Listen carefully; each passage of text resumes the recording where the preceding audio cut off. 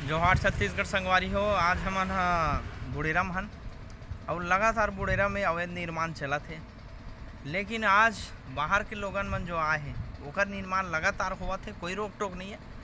जैसे आप देखा तो एक सरोरा कोई देवांगन बनावा थे, एक कोई रोक टोक नहीं है।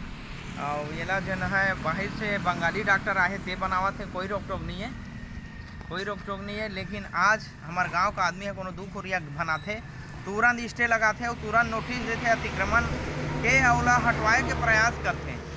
लेकिन मैं यही चाहता हूँ नियम होवाए तो सब बार एक बरोबर होए, कोई बाहरी आदमी बर अलग नियम, गांव का आदमी बर अलग नियम।